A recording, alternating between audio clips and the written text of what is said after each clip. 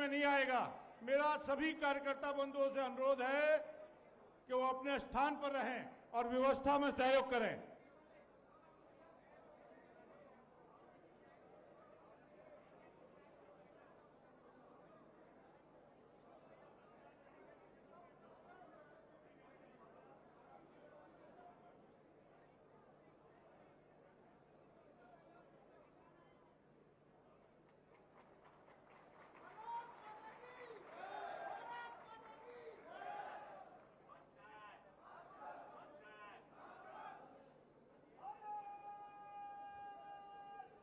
माननीय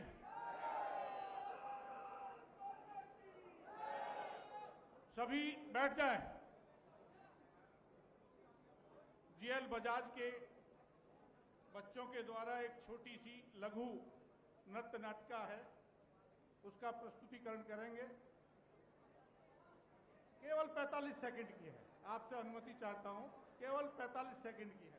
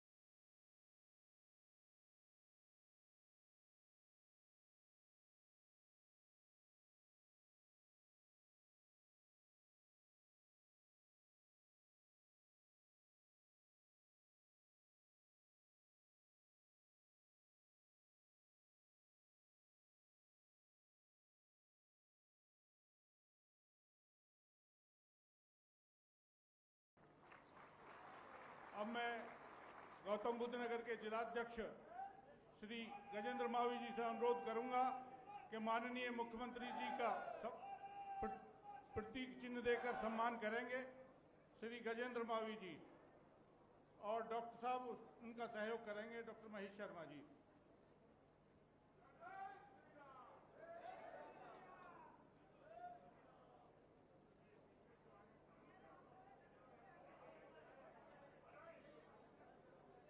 जीएल बजाज के उपाध्यक्ष श्री पंकज अग्रवाल जी, उनसे मेरा अनुरोध है कि वो भी प्रतीक चिन्ह बैठकर सम्मान करेंगे।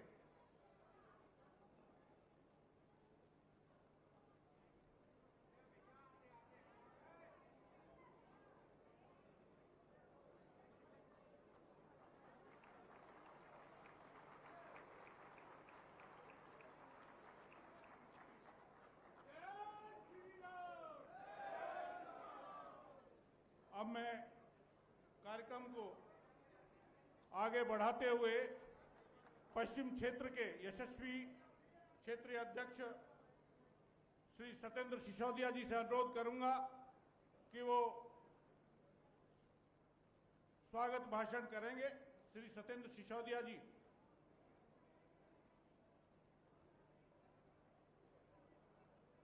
भारत माता की।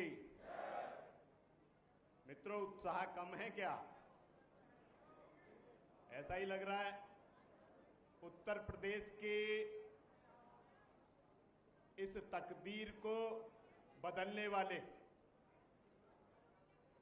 और इस उत्तर प्रदेश की तस्वीर को बदलने वाले नेता माननीय मुख्यमंत्री जी मंच पे हों और भारत माता का उद्घोष इतने धीमे से करेंगे तो मेरा भी गृह जनपद है ये, तो क्या संदेश जाएगा। एक बार जोरदार ढंग से दोनों हाथ ऊपर उठा लेंगे। भारत माता के, भारत माता के।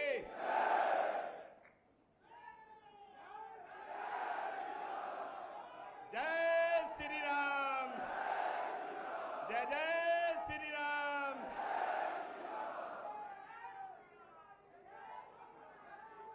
मंच पर विराजमान हम सबके नेता, करोड़ों उत्तर प्रदेश वासियों के दिलों की धड़कन,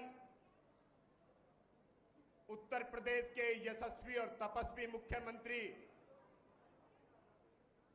आदरणीय श्री योगी आदित्यनाथ जी मंच पर हैं। सबसे अनुरोध करता हूं अपने स्थान से खड़े होकर एक बार जोरदार ढंग से उनका अभिनंदन होना चाहिए।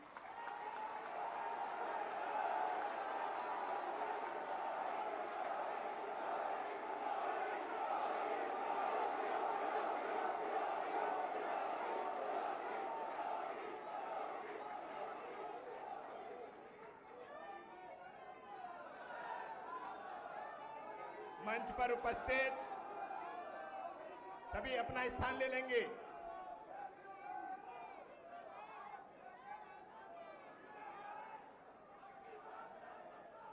मंच पर उपस्थित आपके लोकप्रिय सांसद, पूर्व में केंद्र सरकार में मंत्री रहे और तीसरी बार गौतम बुद्ध नगर लोकसभा के सम्मानित प्रत्याशी आदरणीय डॉक्टर महेश शर्मा जी, इस जनपद के प्रभारी मंत्री आदरणीय कुंवर ब्रजेश सिंह जी,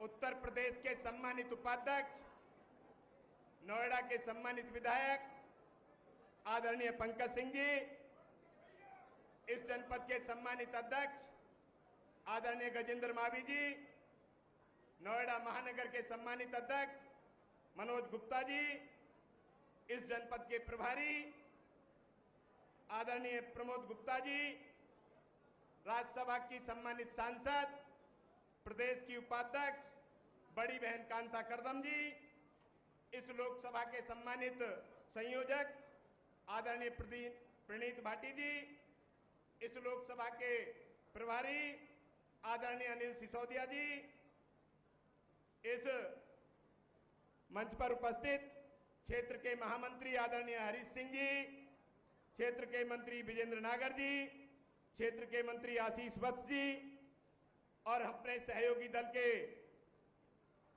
आरएलडी के सम्मानित जिला अध्यक्ष जनार्दन भाटी जी, विधान परिषद के सम्मानित सदस्य बड़े भाई श्रीचंद शर्मा जी, दादरी के सम्मानित विधायक आदरणीय तेजपाल सिंह नागर जी, जेवर के सम्मानित विधायक आदरणीय धीरेन्द्र सिंह जी, सिकंदराबाद के सम्मानित विधायक आदरणीय लक्ष्मीराज जी, खुर्जा की सम्मानित विधायक श्रीमती मीनाक्षी सिंह जी, जिला पंचायत के सम्मानित अध्यक्ष आदरणीय अमित चौधरी जी, लोकसभा के सह संयोजक आदरणीय राकेश राणा जी, प्रदेश के प्रवक्ता आदरणीय आलोक अवस्थी जी, इस संस्थान के चेयरमैन आदरणीय रामकिशोर अग्रवाल जी और इस प्रबुद्ध सम्मेलन में पधारे समाज को दिशा और दशा देने वाले सभी सम्मानित साथियों, सम्मानित बहनों, सभी पत्रकार बंधुओं, सभी छायाकार बंधुओं, आज के इस कार्यक्रम में मैं आपका स्वागत करता हूं, अभिनंदन करता हूं और शीश झुकाकर वंदन करता हूं।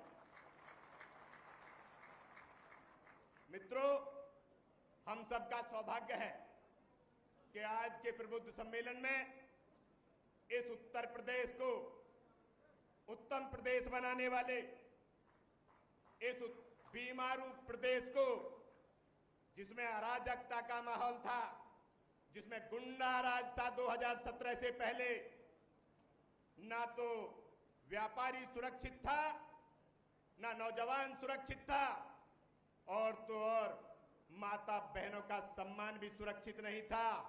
आज इस उत्तर प्रदेश को विश्व के पटल पे पहचाना जाता है और पूरे देश में यदि सबसे बेहतर कानून व्यवस्था है तो माननीय योगी जी के उत्तर प्रदेश में है।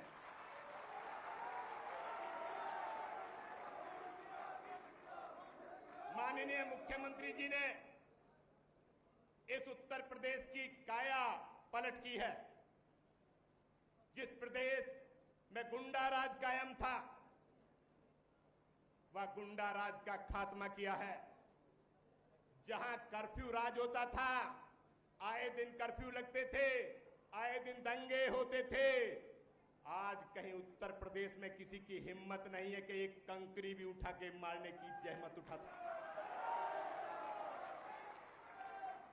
आज इस उत्तर प्रदेश में माता बहनों का सम्मान बढ़ा है। मैं 2017 से पहले के उत्तर प्रदेश की कल्पना दिखाता हूं आपको। मेरी सम्मानित बहनें बैठी हैं। जब घर से बाहर निकलती थी तो गले में जो सोने का हार होता था, मंगलसूत्र होता था, घर से बाहर निकलने से पहले उसे गले से उतार के घर में अपने लॉकर में रखती थी और नकली चैन पहन के बाहर निकलती थी, क्योंकि उन्हें मालूम था जो वो शासन था, उस शासन में उनका वो हार सुरक्षित नहीं था, उनका सम्मान सुरक्षित नहीं था। आज सीना ठोक के कह सकता हूं, मेरी माता बहनें सोने से के हार से सजी धजी रात को 12 बजे सहारनपुर से सीमा शुरू होती है उत्तर प्रदेश की और सोनभद्र तक उत्तर प्रदेश की सीमा है। कहीं से भी बहन निकल के चली जाए, किसी की हिम्मत नहीं है कि बहन की तरफ नजर उठा के। ये परिवर्तन देने वाले, और मैं कहना चाहता हूं ये वही नोएडा है। इस नोएडा से उद्योगपतियों ने अपने अपने उद्योगों को उखाड़ के यहां से पलायन का काम शुरू कर दिया था और 2017 के बाद में इस नोएडा की तकदीर बदली और यहां आज ऐसी स्थिति है, केवल देश के नहीं विश्व के उद्योगपति नोएडा आने के लिए लालायित हैं। मित्रों, आज नोएडा विकास के पथ पर है। यहां से गुंडा राज का खात्मा हुआ है, माता बहनों का सम्मान बढ़ा है, युवाओं को रोजगार के अवसर मिले हैं। मैं तो केवल और केवल इस मंच के माध्यम से माननीय मुख्यमंत्री जी का आभार व्यक्त करता हूं कि उन्होंने इस उत्तर प्रदेश को उत्तम प्रदेश बना के यहां के करोड़ों वासियों का जीवन सुरक्षित किया है, उन्हें जीवन जीने का सम्मान दिया है। मित्रों, मैं कहना चाहता हूं, देश के यशस्वी प्रधानमंत्री के सपनों को साकार करने वाले माननीय मुख्यमंत्री जी मंच पर हैं और आप सबके आशीर्वाद से इस नोएडा से हम लगातार 2 बार से डॉक्टर महेश शर्मा जी को सांसद बनाते आए हैं। भारतीय जनता पार्टी ने उन्हें तीसरी बार प्रत्याशी बनाया है। आप सबसे अनुरोध करने आया हूं कि अपना स्नेह और आशीर्वाद देकर पहले से अधिक मतों से जिताने का काम करेंगे तो एक बार जोरदार ढंग से भारत माता का उद्घोष कर दीजिए। भारत माता की, भारत माता की। बहुत बहुत धन्यवाद। जय हिंद, जय भारत। अब मैं उत्तर प्रदेश के यशस्वी मुख्यमंत्री माननीय, अच्छा हाँ, माफी चाहता हूं, दरअसल आप सब सुनना चाहते हैं, मैं भी उसी स्वरूप में चला गया। और मैं इस लोकसभा के प्रत्याशी डॉक्टर महेश शर्मा जी से अनुरोध करूंगा कि वो आए, आप सबसे निवेदन करें।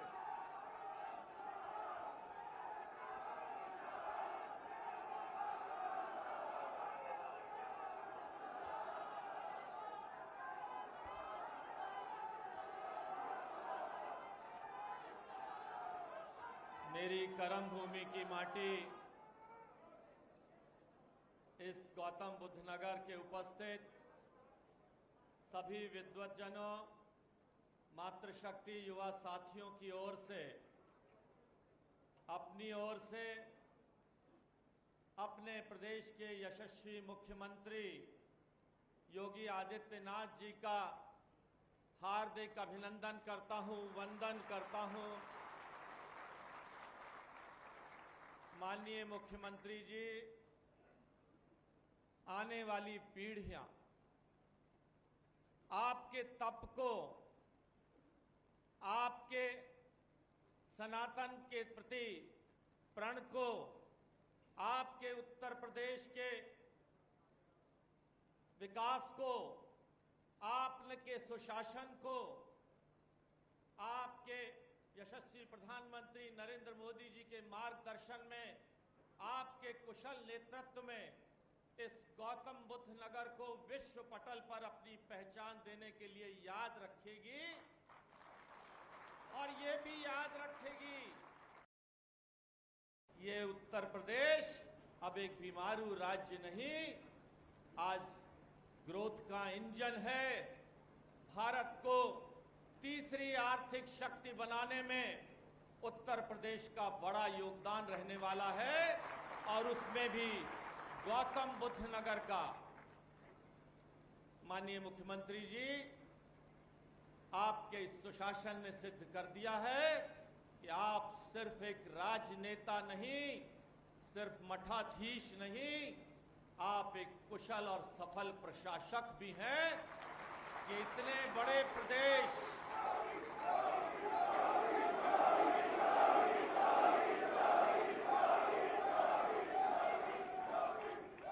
इतने बड़े प्रदेश उत्तर प्रदेश की राजधानी, आर्थिक राजधानी के रूप में जो पहचान बनी है इस गौतम बुद्ध नगर की, जहां लोग आने बसने से डरते थे, आज वो करोड़ों हजारों करोड़ रुपए का निवेश कर रहे हैं।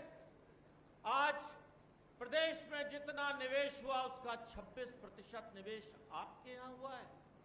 माननीय मुख्यमंत्री जी, आज गुंडे बदमाशों की शरण स्थली थी ये गौतम बुद्ध नगर, पश्चिम उत्तर प्रदेश का हिस्सा। आज आपके सुशासन और आपके पुलिस व्यवस्था के कारण आज उनकी भय स्थली बनी है। आज गुंडे बदमाश आपके नाम से कांपते हैं और जिला बदर नहीं, कुछ तो दुनिया से भी बदर हो चुके हैं।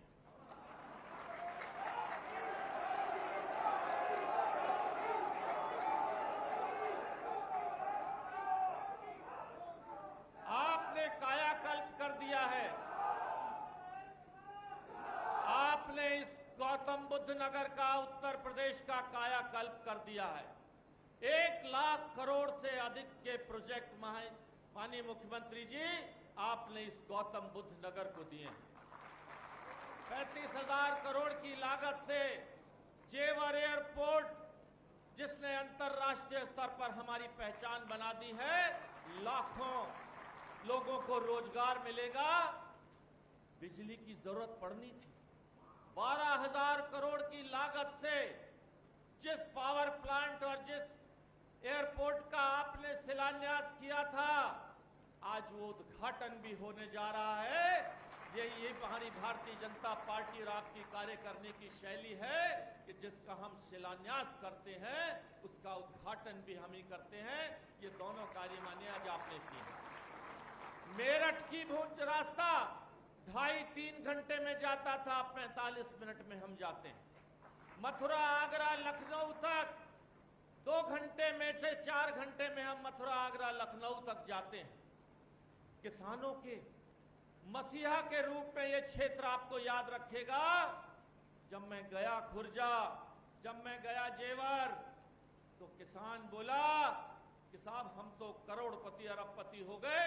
जो जमीन हमारी 3 लाख, 2 लाख, 5 लाख रुपए बीघा में कोई लेने वाला नहीं था, आज वो जमीन 20 लाख, 50 लाख रुपए बीघा की। मेरे किसान भाई बैठे हैं, बता देना ये सच है कि नहीं है। मेरे उद्योगपति विपिन वलन जी बैठे हैं, बता देना सही है कि नहीं है। सतबीर गुर्जर जी विधायक जी बैठे हैं। साथियों, मैं आप सब की ओर से, अपनी ओर से अभिनंदन करता हूं और इस राजनीतिक सफर में मेरे चारों विधायक साथी भाई पंकज सिंह जी, भाई तेजपाल नागर जी, भाई धीरेन्द्र सिंह जी और बहन मीनाक्षी जी और भाई सिकंदराबाद के भाई लक्ष्मीराज जी, भाई श्रीचंद शर्मा जी और हमारे यहाँ के बहुत ही पुराने राजनीतिक और मेरे बड़े भाई एमएलसी आदरणीय नरेंद्र भाटी जी की ओर से और हमारी सहयोगी पार्टी के रूप में जिन्हें पार्टी ने उनके प्रणेता आदरणीय चौधरी चरण सिंह जी को राष्ट्र सम्मान से सुशोभित किया है, उस पार्टी के अध्यक्ष भाई जनार्दन भाटी जी और उनकी पूरी टोली को मैं अभिनंदन करता हूं आपकी तरफ से। कुछ नाम मैं छोड़ देता हूं जो मंच पर बैठे लोग हैं, समय बचाने के लिए। हमारे जिला पंचायत के चेयरमैन भाई अमित चौधरी जी बैठे हैं, भाई प्रणीत भाटी जी, अनिल सिसोदिया जी, सबकी ओर से मैं अभिनंदन करता हूं और इस प्रांगण के मालिक आदरणीय भाई पंकज जी और पूज्य पिताजी की तरफ से भी अभिनंदन करता हूं, हमारे प्रभारी जी, सबकी ओर से। मैं कुछ नामों को छोड़ देता हूं भाई, क्षमा मांगते हुए। मेरे साथियों, मेरे बुजुर्गों, मेरे युवा साथियों, ये आपका प्यार है। मेरी हैसियत नहीं थी, एक मास्टर के किसान के बेटे को पार्टी ने 5वीं बार टिकट दिया है, 1 बार विधायक और 4 बार सांसद का टिकट दिया है। ये आपका प्यार है, ये आपका सम्मान है।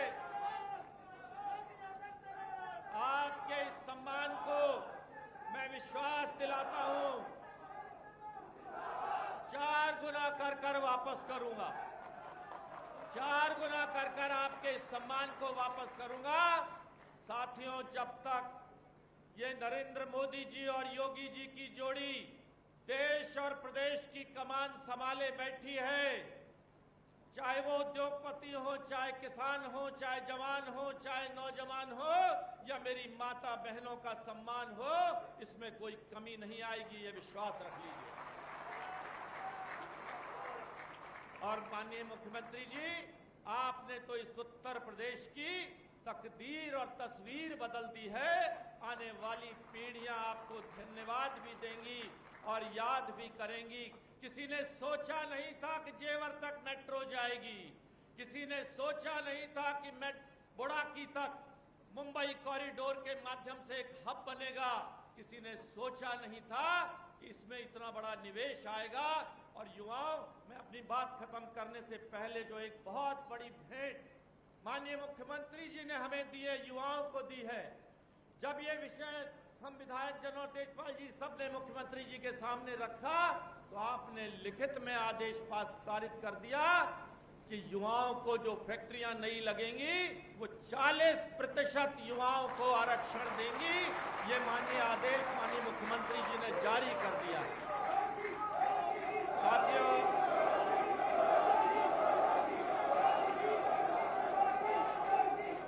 मैं इन्हीं शब्दों के साथ आप सबको धन्यवाद देता हूं।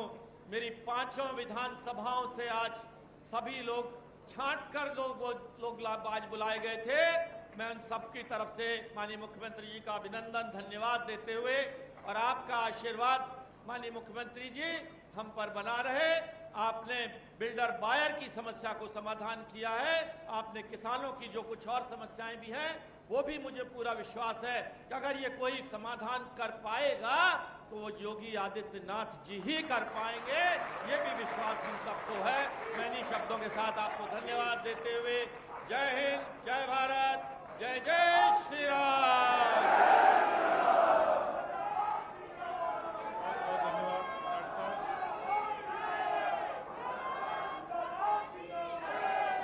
अब मैं उत्तर प्रदेश के यशस्वी मुख्यमंत्री माननीय योगी आदित्यनाथ जी से प्रार्थना करूंगा कि वो हम सब का मार्गदर्शन करें। माननीय योगी आदित्यनाथ जी।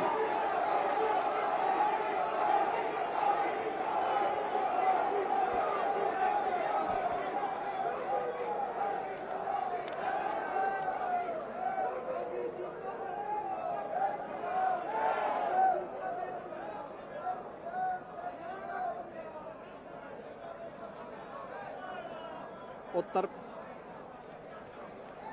प्रदेश के आर्थिक उन्नयन की राजधानी के रूप में विख्यात गौतम बुद्ध नगर संसदीय क्षेत्र के आज के इस प्रबुद्ध सम्मेलन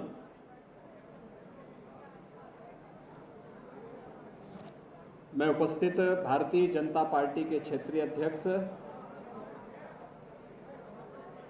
श्री सत्येंद्र सिसोदिया जी,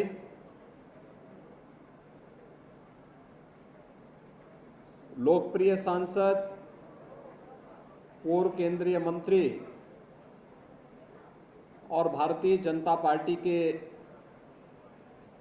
लोकसभा गौतम बुद्ध नगर क्षेत्र के प्रत्याशी डॉक्टर महेश शर्मा जी,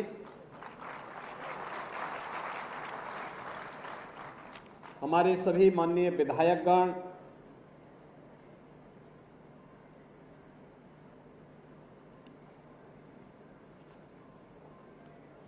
श्री पंकज सिंह जी,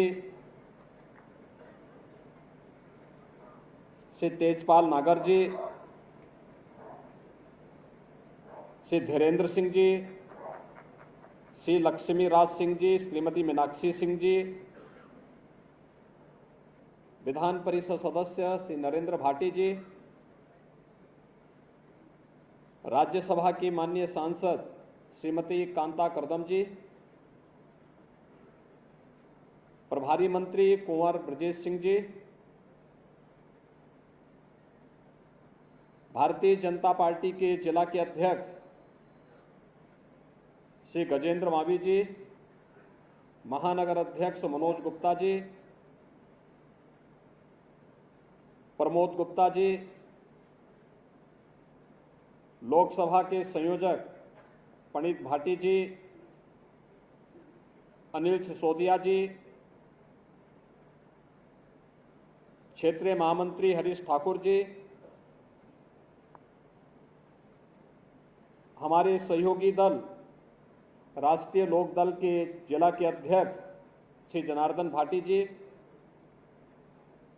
जिला पंचायत अध्यक्ष अमित चौधरी जी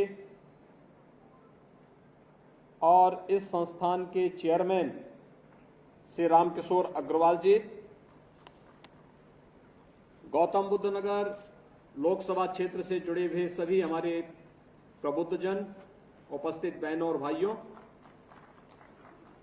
आज के इस प्रबुद्ध सम्मेलन में मैं आप सबका हृदय से अभिनंदन करता हूं। आप सब ने अपना समय निकाल करके लोकतंत्र के इस महापर्व में अपनी प्रतिबद्धता को व्यक्त करने के लिए हमारे पदाधिकारी और जनप्रतिनिधियों के आग्रह पर आप यहां पर उपस्थित हुए हैं। ये मेरा दायित्व बनता है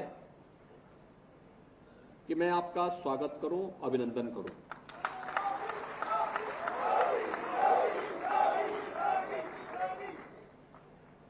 चुनाव के पहले,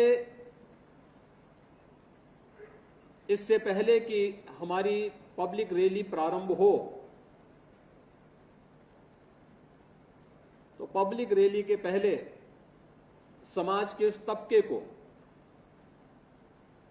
जो समाज में एक माहौल बनाएगा, समाज के ओपिनियन को मोदी जी के नेतृत्व में भारतीय जनता पार्टी सरकार ने जिस नए भारत का दर्शन हम सबको कराया है, उस भारतीय जनता पार्टी को पुनः तीसरी बार देश के अंदर नेतृत्व करने का अवसर प्राप्त हो, इसके लिए आपका आह्वान करने के लिए आज मैं गौतम बुद्ध नगर जनपद में आया हूं। प्रबुद्ध जन समाज के जागरूकता के लिए भी और उनकी ओपिनियन को भी बनाने में बड़ी भूमिका का निर्वहन करते हैं और गौतम बुद्ध नगर और प्रबुद्ध जनों का इस समन्वय हमें नए भारत के, नए उत्तर प्रदेश का दर्शन भी कराएगा। बहनों और भाइयों, हम सब जानते हैं यह वही जनपद है जो जनपद 2017 के पहले प्रदेश के मुख्यमंत्रियों के लिए अभिषिक्त हुआ करता था।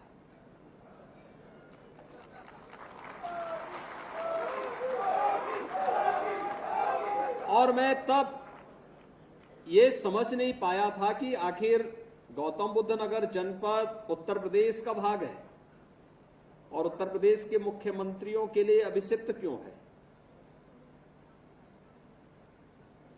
फिर जब मैंने सूची देखी यहां की और फिर मैं उसके बाद अनुमान लगाने लग गया कि ये प्रदेश के मुख्यमंत्रियों के लिए अभिषिक्त इसलिए हुआ करती थी क्योंकि उनके द्वारा भेजे जाने वाले नौकरशाह यहां की जनता को कंगाल करते थे और अपने आप को और अपने संरक्षकों को मालामाल करते थे। ये तथ्य सामने ना आने पाए, इसके लिए उनके द्वारा प्रयास होते थे कि इन तथ्यों पर धूल ही झोंका जाए, जितनी पट्टी बांधी जाए वो गांधारी की पट्टी यहां बंधी रहती थी।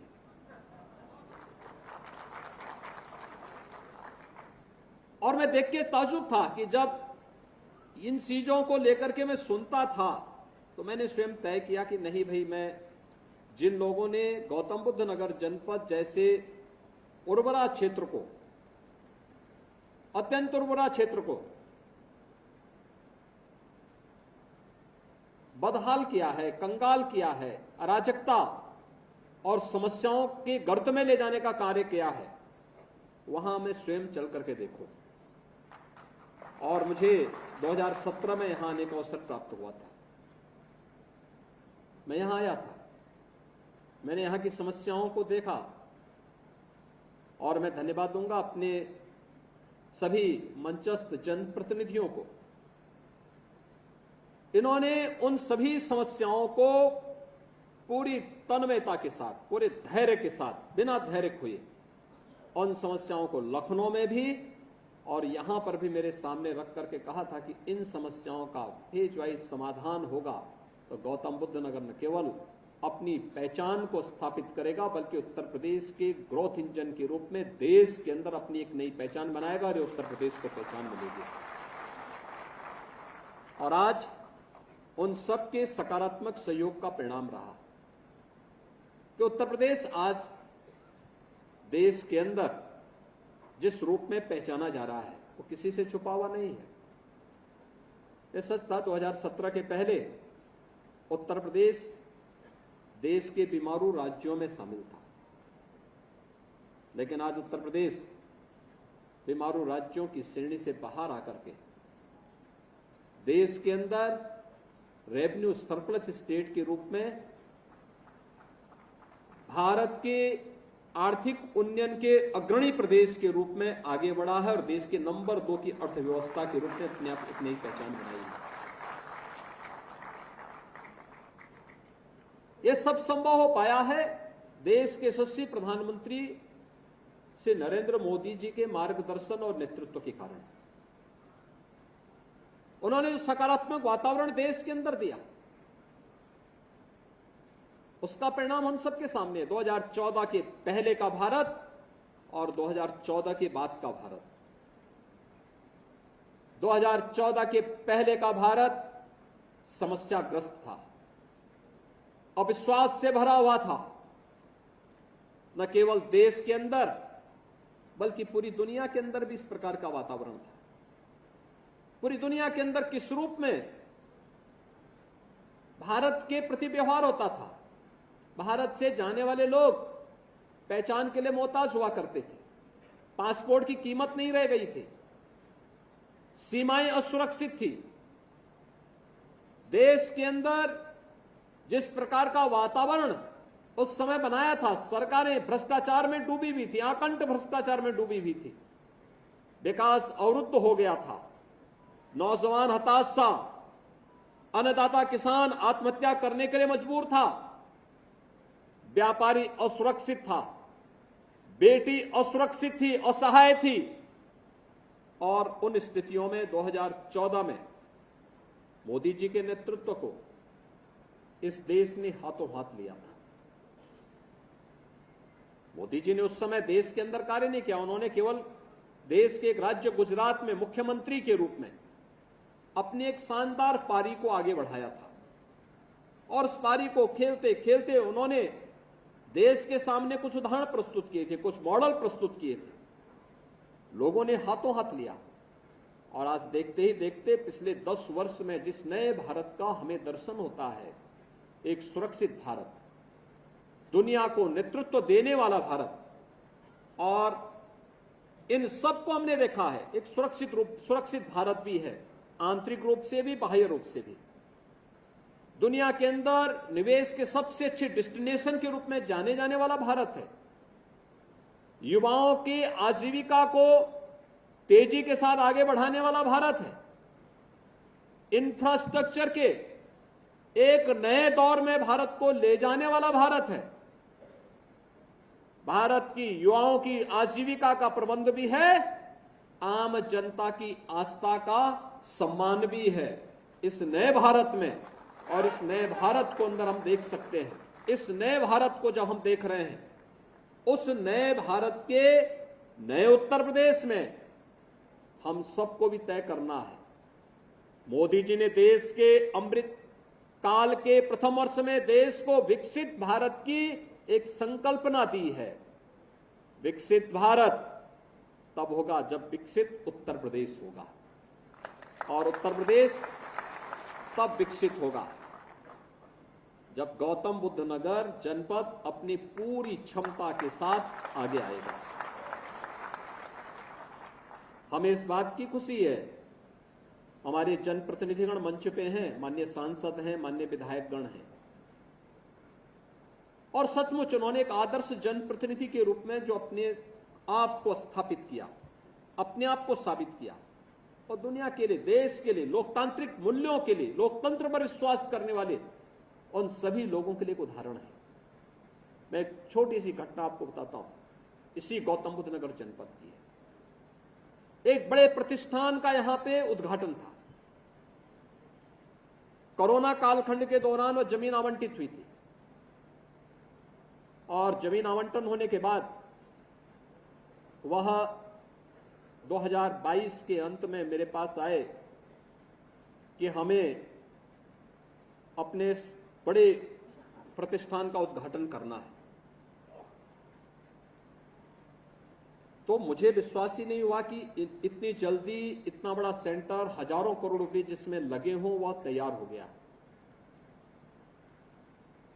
मैंने कहा भी मैं रिपोर्ट भी ले लेता हूं, आपने मुझे अपना इनविटेशन दिया है और ये इनविटेशन आपने मुझे दिया है तो मैं इसको एक बार देख लेता हूं। मैंने रिपोर्ट मांगी, मुझे आया कि हाँ साहब ये बन के तैयार हो चुका है, और इसके आने के बाद 40,000 करोड़ रुपए के नए निवेश के प्रस्ताव गौतम बुद्ध नगर जनपद में आज इसके साथ ही आ जाएंगे और हजारों लोगों को रोजगार प्राप्त होगा।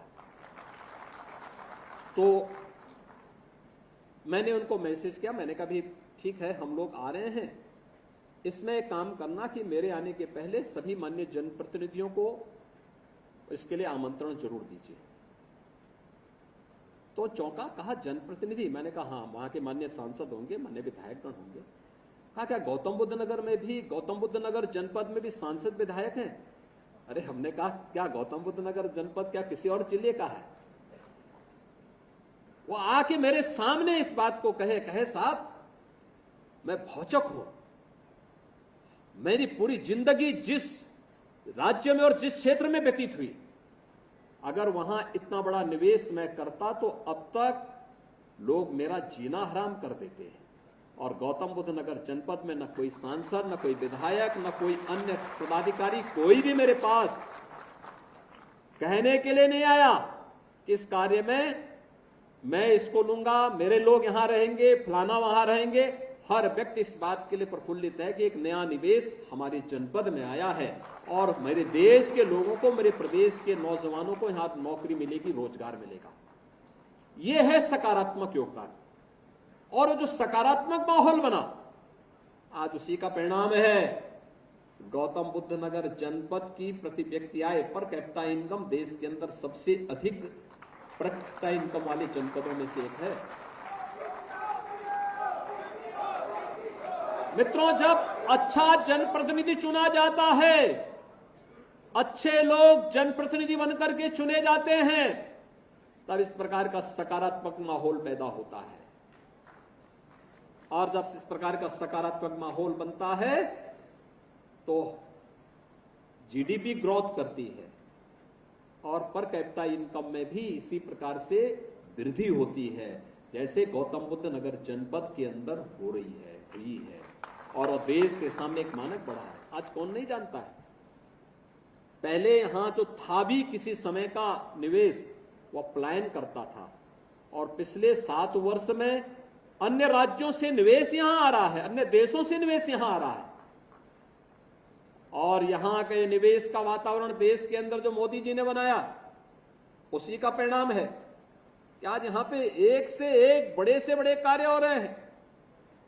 कौन सा ऐसा कार्य है जो आज यहां पर देश की प्रगति के लिए, और जो प्रधानमंत्री मोदी जी के लिए जो हम कह रहे हैं कि 2027 तक मोदी जी को तीसरा कार्यकाल दीजिए, तीसरे कार्यकाल के प्रथम 3 वर्ष में ही भारत को तीसरी बड़ी अर्थव्यवस्था के रूप में मोदी जी का नेतृत्व स्थापित करेगा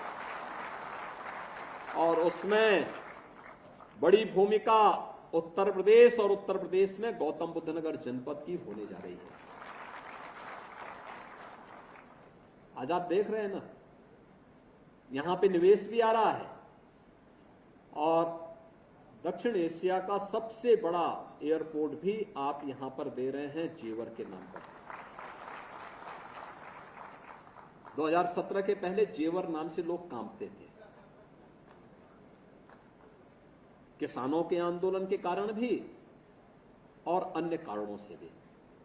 मुझे याद है 2017 में जेवर में एक बड़ी बीभत्स घटना घटित हुई थी। जुलाई का महीना था, मैं कुशीनगर जनपद के दौरे पे था। अचानक इस प्रकार का मेरे पास मैसेज मिला कि ऐसी ऐसी घटना घटित हुई है। मैं चौंका। मैंने वहां के विधायक को फोन किया। मैंने कहा, धीरेन्द्र जी ऐसा ऐसा कोई घटना आपके यहां घटित हुई है? उन्होंने कहा, हाँ घटना घटित हुई है, मैं मौके पे हूं।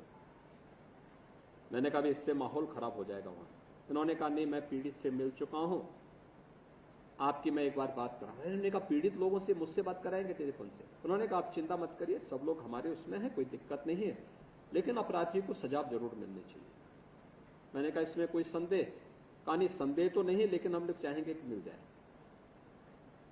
और उसी समय हमने संकल्प किया था कि भाई जेवर क्षेत्र में जो अपेक्षित विकास होना चाहिए था नहीं हो पाया। अब देखिए, लोग बोलते थे यहाँ एयरपोर्ट बनना चाहिए, इंटरनेशनल एयरपोर्ट बनना चाहिए, कोई बनाने की सोच नहीं पाता था, हिम्मत नहीं ले पाता था, क्योंकि सबके अपने स्वार्थ थे। हर व्यक्ति एयरपोर्ट के नाम पर जो करना चाहता था, किसी से छुपा हुआ नहीं है। हम लोगों ने कहा, नहीं बनेगा तो जेवर में ही अब बनेगा, और उसके बाद हम लोग लेके आए थे। आपने देखा होगा आज एयरपोर्ट बन रहा है, और ये एयरपोर्ट तो निवेश ला ही रहा है, लेकिन आने वाले समय एयरपोर्ट को चलने दीजिए। कुछ ही वर्षों में उत्तर प्रदेश की इकोनॉमी में 1 लाख करोड़ रुपए की वृद्धि करने वाला है। अकेले एक एयरपोर्ट।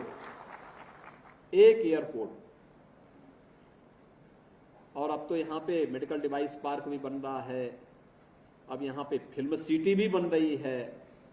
अब यहां पर यानी जो कभी कल्पना थी, आज वह इस जनपद के माध्यम से न केवल प्रदेश को बल्कि देश को मिल रहा है। यह जो सकारात्मक वातावरण पिछले 10 वर्ष के अंदर देश के अंदर देखने को मिला है, यह अद्भुत है। दुनिया इसके प्रति अभिभूत है, और हम भारतवासियों का दायित्व भी बनता है। एक तरफ वे लोग हैं जिनके लिए फैमिली फर्स्ट एकमात्र उनके जीवन का मिशन है, लेकिन दूसरी तरफ मोदी जी के नेतृत्व में यह मंच भी है जिनके लिए नेशन फर्स्ट है, राष्ट्र प्रथम के उन मूल्यों के साथ जो जीवन जीते हैं।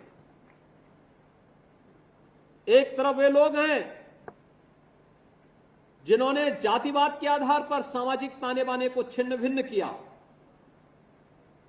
और दूसरी तरफ सबका साथ और सबके विकास के भाव के साथ कार्य करने वाले मोदी जी के नेतृत्व में भारतीय जनता पार्टी का परिवार है। एक तरफ स्वार्थी परिवार है जो गौतम बुद्ध नगर जनपद को अभिषिक्त बना लेता है, और दूसरी तरफ मोदी का परिवार है जो गौतम बुद्ध नगर जनपद में इस बात की परवाह के बगैर कि कुर्सी जानिए तो चली जाए, लेकिन गौतम बुद्ध नगर जनपद का विकास अवरुद्ध नहीं होना है। ये है विकास और सकारात्मक सोच के साथ नेशन फर्स्ट की थ्योरी। हम देश के बारे में सोचेंगे, देश रहेगा हम सब भी रहेंगे, देश रहेगा, देश समृद्धि करेगा, हम भी समृद्धि की ओर अग्रसर हो जाएंगे। एक वो भारत था जब लोग भूखों मर रहे थे, अन्नदाता किसान आत्महत्या कर रहा था, नौजवान पलायन करने के लिए मजबूर था, इंडस्ट्री बंदी के कगार पर थी, गुंडे और अपराधी जिस तरीके से व्यवहार करते थे, जिस प्रकार की अराजकता फैलाते थे, यही राज्य है। दंगा होता था, कर्फ्यू लगता था। मैं किसी देश में गया इस दौरान,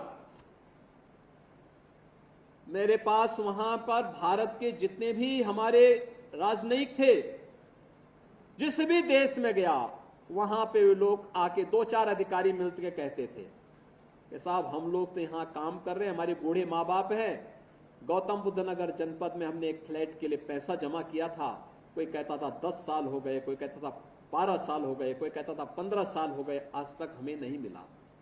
और मुझे जब हम लोगों ने कमेटी गठित की और कमेटी की रिपोर्ट आई तो मैंने यहां पे उसी समय अथॉरिटी से कहा, मैंने कहा भी देखो कमेटी की रिपोर्ट को अब लागू करो, हर हाल में लागू कर दो, कोई इसमें विवाद नहीं होना चाहिए, और हर एक बायर्स को उसका अधिकार मिल जाना चाहिए, इसकी प्रक्रिया को तेजी के साथ आगे बढ़ा दीजिए। और मुझे सचमुच बहुत अच्छा लगा।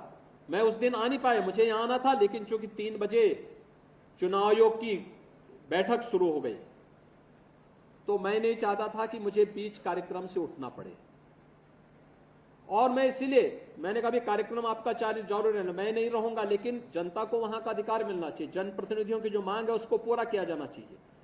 और परिणाम था जब मैं अगले दिन पेपर की पट्टिंग में मंगा के देखा, मैंने कहा देखा किसी को 27 साल के बाद, किसी को 25 साल के बाद, किसी को 23 साल के बाद, किसी को 21 साल के बाद उनका मकान का अधिकार मिला। उन लोग चेहरे की खुशी देखने लायक थी उस समय। और हम लोगों के लिए इससे ज्यादा खुशी क्या, जनता जनार्दन खुश है तो हम लोग खुश हैं, हमारे लिए सबसे बड़ी खुशी वही होती है। एक कॉमन मैन खुश है तो हम खुश हैं।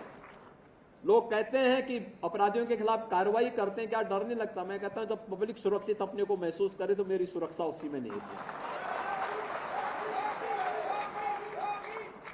और इसीलिए यह कार्य जिस प्रतिबद्धता के साथ सरकार कर रही है आप सबके सामने है। एक तरफ वे लोग थे जो कर्फ्यू लगाते थे, और दूसरी तरफ यह सरकार है जो कर्फ्यू नहीं, कावड़ यात्रा शानदार तरीके से चला देती है। अंतर है, देखो केवल सोच का अंतर है। उनको कर्फ्यू प्यारा था, लेकिन हमें कर्फ्यू नहीं, हमें तो जनता की खुशहाली प्यारी है। जनता जनार्दन जिसमें खुश रहे, जिसमें वो सुरक्षित रहे, जिसमें वो समृद्धि की ओर अग्रसर होगी, और उस कार्य को करने के लिए हम लोग आए हैं। मोदी जी के नेतृत्व में सब कार्य देश के अंदर हो रहा है। गरीब कल्याणकारी योजनाओं के बारे में कोई सोचता है कितना बड़ा कार्य हुआ? हमने अकेले उत्तर प्रदेश में 56 लाख गरीबों को एक आवास दिए हैं। 56 लाख गरीबों को। देश के अंदर 4 करोड़ गरीबों को मकान मिले हैं। 80 करोड़ गरीबों को फ्री में राशन की सुविधा। 25 करोड़ गरीब देश के अंदर ऐसे हैं जो गरीबी रेखा से ऊपर उठे हैं, और प्रदेश के अंदर 6 करोड़ गरीब ऐसे हैं जो गरीबी रेखा से ऊपर उठ चुके हैं। 10 करोड़ गरीबों के घर में रसोई गैस का सिलेंडर पहुंच गया। नहीं तो 2014 के पहले क्या था, एक कनेक्शन लेने के लिए हजारों रुपया भी खर्च होता था, और रुपया खर्च अलग होता था। पर्व और त्योहार के दिन अगर एलपीजी का सिलेंडर खाली हो गया और सिलेंडर के साथ सारा परिवार का पर्व और त्योहार का जो मजा था वो फीका हो जाता था, क्योंकि रसोई गैस का सिलेंडर, रसोई गैस है ही नहीं घर में, कैसे घर में कोई कुछ बनाएगा, ये सारे फीके हो जाते थे। और अगर कोई जबरदस्ती करता था कि नहीं हमें रसोई गैस चाहिए, तो रसोई गैस तो नहीं मिलती थी, लेकिन पुलिस का डंडा जरूर मिल जाता था। लेकिन आज देश के अंदर 10 करोड़ गरीबों को फ्री में रसोई गैस की कनेक्शन भी मिले हैं, और साथ साथ जब मर्जी तब आप रसोई गैस के सिलेंडर ले सकते हैं, कोई बाध्यता नहीं। इसलिए सरकारों ने बांध दिया था कि साल में 6 देंगे, यानी जैसे कोटा सिस्टम इन्होंने लागू कर दिया था पूरे देश के अंदर। देश को इसी ढंग से चलाया जा रहा था। देश को कुछ लोगों ने अपनी बपौती बना के रख दिया था। इससे देश नहीं चलता है। हम लोकतांत्रिक मूल्यों के साथ रह रहे हैं, और लोकतांत्रिक मूल्यों के साथ हमारी प्रतिबद्धता है। इन प्रतिबद्धताओं को आगे बढ़ाते हुए हम सबको कार्य करना है, और इस दृष्टि से आज मुझे आपके बीच आने का अवसर प्राप्त हुआ है। गौतम बुद्ध नगर जनपद तो वैसे भी एक सकारात्मक सोच के साथ आगे बढ़ने वाला जनपद है। आज मैं आपसे यही अपील करने के लिए आया हूं कि जो माहौल बना है, चुनाव के दौरान बहुत कठिन होता है एक सांसद पद के प्रत्याशी के लिए कि वह घर घर जा सके। इस बार तो जो पहल डॉक्टर महेश शर्मा जी ने की, बहुत सारी सोसाइटी में भी पोलिंग बूथ बन गए होंगे, और मुझे लगता है कि गौतम बुद्ध नगर जनपद में बधाई दूंगा आपको महेश जी, और गौतम बुद्ध नगर जनपद की जनता जनार्दन को भी मैं इसके लिए बधाई दूंगा कि उनको ये सौगात मिल गई है। एक पायलट प्रोजेक्ट के रूप में गौतम बुद्ध नगर जनपद में कार्य लागू हुआ कि जो बहुत दूर दूर तक लोग जाते थे, और इसलिए पोलिंग परसेंटेज पे ध्यान देना होगा। यद्यपि दूसरे चरण में ही आपका चुनाव है, लेकिन फिर भी पहले चरण में पहले दिन, उस दिन का संकल्प ही हमारा पहला है कि लोकतंत्र के इस महापर्व का हिस्सा बनना और मतदान करना, ये पहला कार्य हमारा होना है। और उसके लिए सोसाइटी में तो ये अवसर मिला ही है, लेकिन मैं आपको इस बात के लिए आश्वस्त कर सकता हूं कि मोदी जी के नेतृत्व में जो डबल इंजन की सरकार कार्य कर रही है, ये समस्या नहीं देती है, समाधान पर विश्वास करती है। और समाधान के लिए भारत को विकसित भारत के रूप में स्थापित करने के लिए, आत्मनिर्भर भारत और एक ग्लोबल लीडर भारत के रूप में भारत को स्थापित करने के लिए आप सबको डॉक्टर महेश शर्मा बनना पड़ेगा।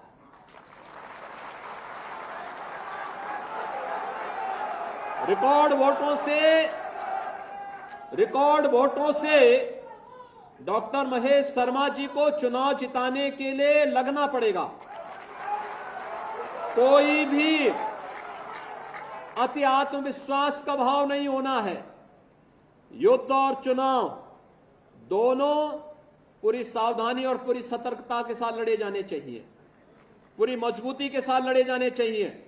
हम उसी सतर्कता और सावधानी का परिचय देते हुए एक एक वोट डॉक्टर महेश शर्मा जी को दिलवा करके